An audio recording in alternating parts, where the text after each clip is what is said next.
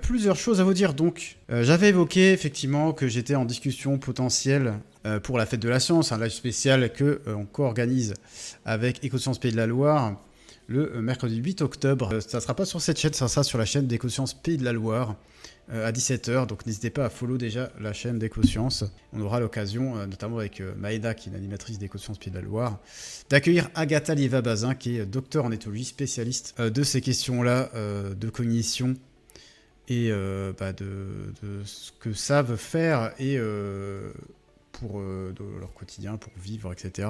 Différentes espèces, et on verra que y a des trucs, il y a des gros préjugés quoi sur certaines espèces. Et voilà. Et peut-être qu'il y aura un peu plus tard dans le mois quelque chose qui poussera le sujet sur cette chaîne. Voilà. Je dis ça, je ne dis rien à partir de 17h, mais j'étais en discussion parce que j'ai vu, ah ouais, mais il y a un village des sciences qui est prévu à Angers. Ah, puis en plus, c'est pas trop loin de chez moi. Et peut-être, il y a peut-être moyen de négocier pour me dire, un petit live IRL là-bas pour aller parler à des gens. Et du coup, j'ai demandé, alors après échange avec 3 personnes différentes, on m'a répondu, pas de souci, que vous fassiez un live déambulation au village des sciences, si vous en sentez le courage. Ça m'a fait rire. Ça m'a fait rire. Et donc, j'ai fait un petit visuel pour l'occasion.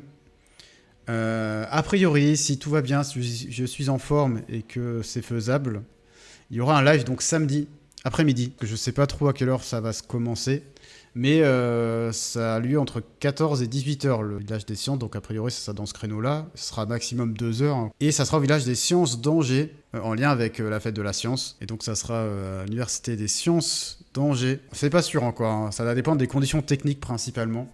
Mais j'espère que je pourrai. Et parce que ça va être vraiment en mode personne n'est prévenu là-bas. Hein. Donc ça se trouve, je vais me ramener avec mon matos, personne ne voudra parler. Donc on va faire un live, on va tourner dans le truc.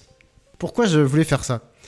Parce qu'il y a des choses en rapport avec l'écologie, bien sûr, sur place. Donc si ça intéresse des gens, ça sera ici. S'il y a des gens qui veulent y aller, c'est samedi et dimanche après-midi. Et il y en a d'autres dans tous les pays de la Loire. Il y a Le Mans, Laval. Je crois qu'il y a un truc à Cholet, Saumur, à Nantes. Il y a pas mal de choses. Et donc il y a différentes thématiques. Alors il y a des exposants aussi un petit peu, mais il y a des trucs un peu plus ateliers thématiques, on va dire, qui vont être proposés. Potentiellement, je serai plus en mode interview de personnes là-bas sur place, expliquer sur quoi il y a le boss. On a un truc sur le plastique. On a ça aussi, bouclier vert. Donc ça, c'est l'Institut de recherche en horticulture qui va essayer de montrer un petit peu les mécanismes de protection, de défense que mettent en place les plantes contre les autres espèces qui pourraient leur apporter des problématiques.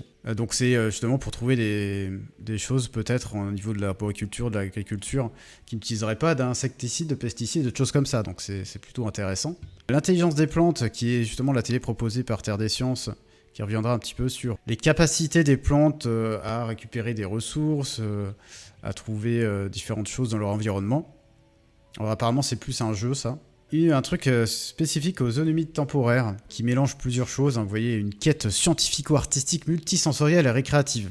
Donc là l'idée c'est d'aller faire appel au sens un petit peu et d'identifier, de comprendre un peu plus les zones humides temporaires à travers ça, à travers des activités. Il y a des trucs au microscope, voilà, pas mal de choses. Et on pourra peut-être voir de la vie directement dans l'eau. Je ne sais pas ce que ça annonce, je ne sais pas si ça sera possible de montrer ça en live, mais ça peut être sympa. Donc voilà, on essaiera de faire ces 4 trucs, et puis peut-être interroger 2-3 autres personnes si jamais ça vous dit.